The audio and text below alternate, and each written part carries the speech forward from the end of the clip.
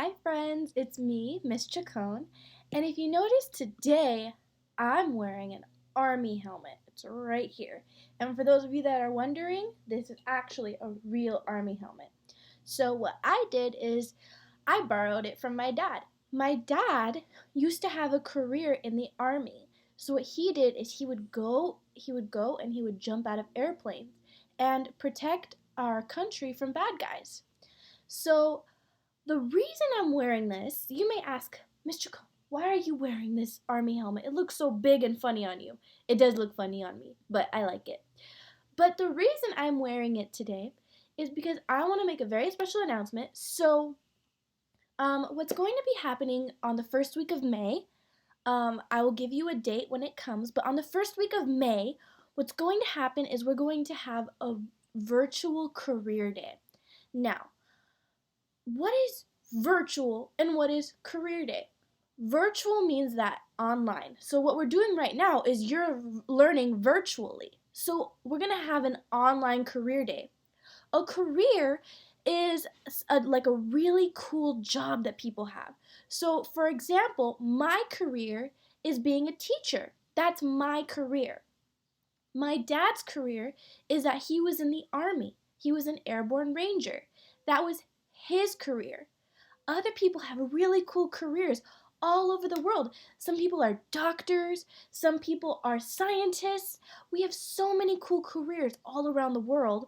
And what we're going to do is invite some really fun people to talk to all of us about their career. It's going to be so much fun.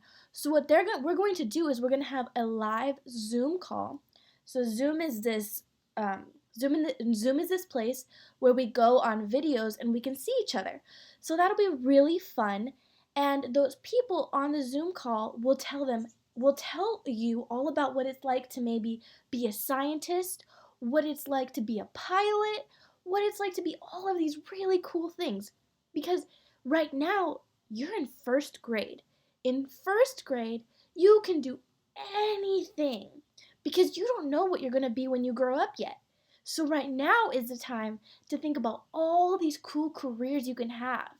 So, just look forward to that. I'll be giving you more announcements when we get closer to Career Day, but be sure to go to Career Day. We're going to have it online on Zoom, and we're going to be having a lot of cool people coming and talking to us. Okay, my friends?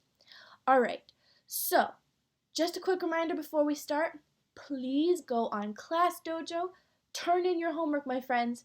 A lot of people have been turning in your homework, and I'm so proud of you. You've been doing awesome. For my friends who have not turned in your homework yet, I know you're doing your homework at home. Trust me, I know you are. So, but I need to count you all present. That means that remember when we would go to school and I would say, "Oh, is Angelo here? Is Arlene here?" And then you would say, "Yes." Well, what happens now, because I don't know if you've been able to see my lessons or not, the way that I count you here, like saying, "Oh, I know you came to school today," the way I count you present is by seeing your homework. That way, I know you've been doing your work and I know you've been with me every single day watching my YouTube videos. So that's what lets me know.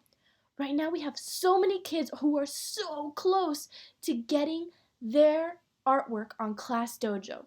But you need to keep doing your homework and sending it to me. And I'm not picky on how you send it to me. You can send it through portfolios. You could send it through messages. You can send it through email. And if some of your parents have my phone number, you can even text it to me. However you do it, it does not matter. It does not matter how you do it. Right now we're in some crazy times and not everybody has the same things and not everybody can turn things into Class Dojo. People have different ways of doing things right now and that's okay. I'm not going to be picky on how you turn it in as long as you turn it in, my friends, because I really want to know that you're all doing your work and that you're doing a really good job. Okay, my friends? All right, so also remember to check our planner. This tells you what we're doing for the whole week. So today we're at Friday. We should be doing our add with regrouping lesson. Right now we're doing our White House lesson. And we have our extra work on here too, so be sure to check that out. Alright, so let's get started. Today we're going to be learning about the White House. So what is the White House? Who knows what the White House is? Is it just this white building that we can see anywhere? My house is white. Maybe my house is the White House. The White House is a place where the president lives. Not just the current president we have now, almost every single president that we have had in the United States has lived in the White House. So that's where the president's house is. So before we read this, I want to show you a really cool video on the White House so we can learn more about it. So let's go here and let's watch it.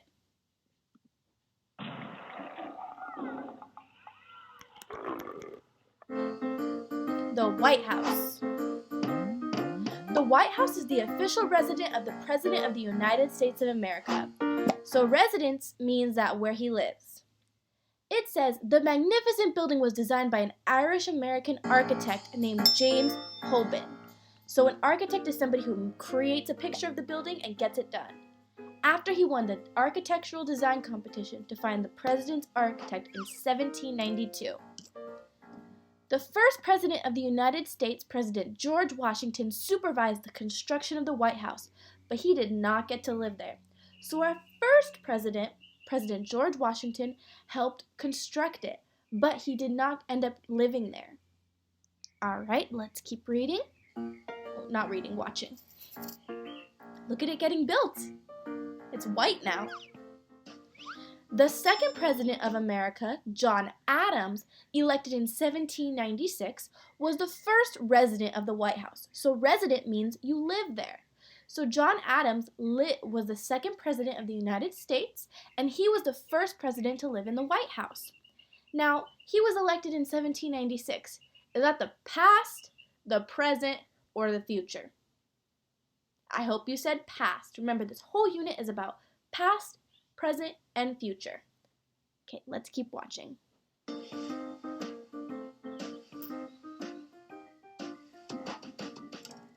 There are 35 bathrooms, 132 rooms, and 6 levels in the White House to accommodate all the residents, workers, and guests who live in it.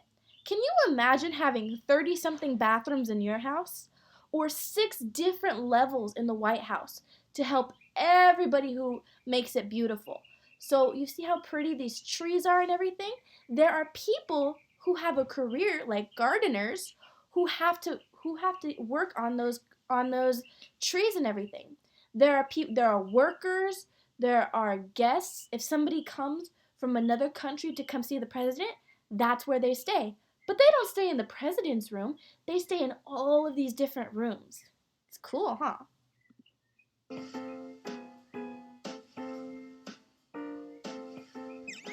There are 412 doors, 147 windows, 28 fireplaces, 8 staircases, and 3 elevators in the White House. 2 of the floors in the White House are exclusively, so exclusively means only, there are two of the floors are exclusively reserved for the first family. So first family means the president's family. So right here is the Obama family. They were the first family. So right now we have the Trumps, who are the current presidents, but before the Trumps were the Obamas, and they were the first family. So if you ever hear somebody say the first family, that means the president's family. If you hear somebody say the first lady, that means the president's wife, who was Michelle Obama. All right, let's keep watching.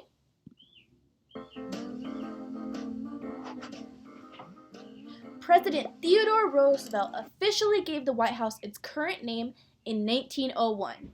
He was really creative with the name. He saw that the house was white, so he named it the White House.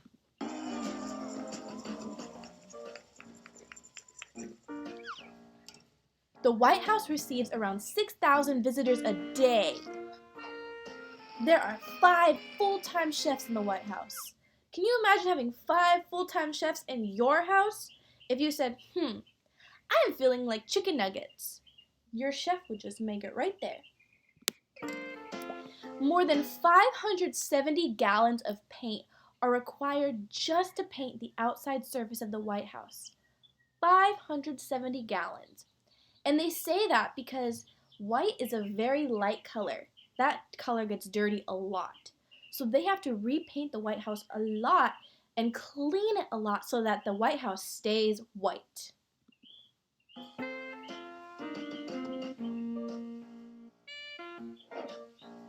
The White House has a variety of facilities including a tennis court, a jogging track, a swimming pool, a movie theater, a billiard room, a bowling alley.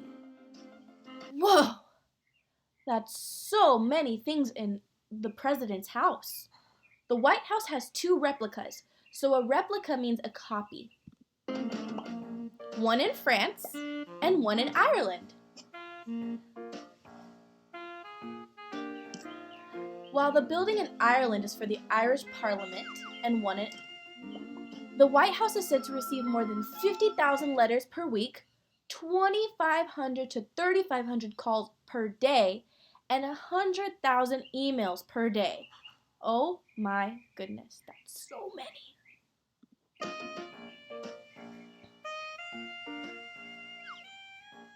Anyone can take a free tour of the White House. However, the applications to tour the White House must be submitted 6 months before the trip. So, I've never been to the White House, but if you've ever been to the White House, then tell me on Class Dojo. I really want to know what it was like. And if you haven't been there yet, but you want to go someday just like I do, then what you have to do is you have to submit an application 6 months ahead of time. That's a long time, but it's just because people want to keep the president safe because you're going to his house. And there's a lot of people who want to visit, so you can't just go and walk in. You have to make sure you plan ahead. So, maybe that's one of the trips you may want to go on one day. Maybe you want to go see the White House.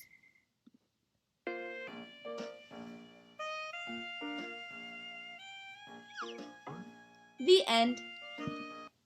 Okay, so that was a little history on the White House, so now let's read about it. Alright, it's right here. So, the story of the White House. The White House in Washington, D.C. is home to the president, the first family, and their pets. In 1791, George Washington chose the land for the new White House. However, he never lived there because it took many years to complete the mansion. Finally, in 1800, President John Adams and his family moved in. So, just as we learned in our video, George Washington, even though he built it, he never lived there. But John Adams, the second president, did.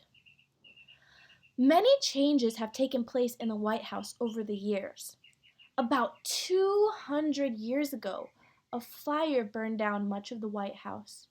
Many rooms had to be rebuilt. So, something that a lot of people don't know is that the White House that was originally built is not the same White House that we see today. What happened is that the British burned the White House down when the Americans and the British were at war with each other. And that's a story for another day. But what happened is that it burned down a lot of the White House. And so what people had to do is they had to rebuild the White House from almost the very beginning. They had to rebuild it. So now, the White House that we see today isn't exactly the one that was built over back in 1800, but it's still beautiful. The late 1800s brought major improvements. So improvements mean that you're making something better. So just like we make improvements every day, yesterday you may not have known how to add by tens, but today you improved and you learned more about adding tens. So improvement means making stuff better. So White House improvements mean that they're making the White House better. So after the British burned it down, they thought, what can I do to make the White House better? What can we do to improve it? Just like you improve every day, my friends. You are all improving. By 1853, bathrooms with hot and cold water made life easier for the president and his family. So before, a lot of houses did not have bathrooms. But in 1853, the president was able to get bathrooms with hot and cold water. That's nice. Can you imagine living in your home and not having hot and cold water or even a bathroom in your house? I couldn't do that. I don't imagine the president could do that either. In 1879, Rutherford Hayes was the first president to have a telephone. Oh my goodness, what would the president do without a telephone? Everyone needs a telephone now, but back then, not everyone had a telephone. So this was an improvement that was made to the White House. Remember, we're talking about improvements, how they made things better. So one improvement, they added bathrooms and hot and cold water. Another improvement is that they added telephones. The White House telephone number was the number 1. Can you imagine? Usually when you tell somebody, "Hey, can you call me?" you give them a very long number and it's 7 digits. But the White House's number, if you ever wanted to call the president, this is not now, just letting you know, but back then, in the past, if you wanted to call the president, you just had to dial 1. You pressed 1 and said, "Mr. President, this is not good. Mr. President, this is good." That's what would happen. So, let's keep reading. Electric lights replaced gas lamps in 1891. That's another improvement. So before, people wouldn't be able to just turn lights on and off with the light switch. What people would have to do is they had a lamp, and what they would do is there was gas at the bottom of it. So gas, kind of like the gas you put in your car. That gas if you put a fire, like a match over it, it'll catch on fire, and that provides light to the whole room. So that's what would happen. But those things were very dangerous. Gas lamps were very dangerous because if you knocked it over, the gas would spill everywhere and the fire would spread everywhere too. So that was not safe. So what they did to improve it was replace the gas lamps with electricity. Remember, we're improving every day. President Harrison and his wife feared turning on the new lights. Ooh, they were afraid of it. They were afraid the new lights were unsafe. Can you imagine if you were afraid to go into your room and turn on the light because you were like, "Oh no, the light bulb is unsafe." But back then, a lot of people didn't know about light bulbs and electricity, so they didn't know if it was safe or not. In modern times, so modern means now, present. So we were talking about the past, now we're talking about the present. In modern times, presidents have made important speeches over radio and on television. So people, if you ever can turn on the TV and watch the president making announcements, that's new. We didn't have that before. A lot of people back then didn't even know what the president sounded like or what he looked like because a lot of people didn't have access to technology. But now we have access to it and we know what the president looks like, sounds like. We know all of this stuff now. Today, the internet helps the president communicate with people all over the world. The White House even has a website. So if you ever want to go look at what the White House is doing, they have a website. So let's look up the White House.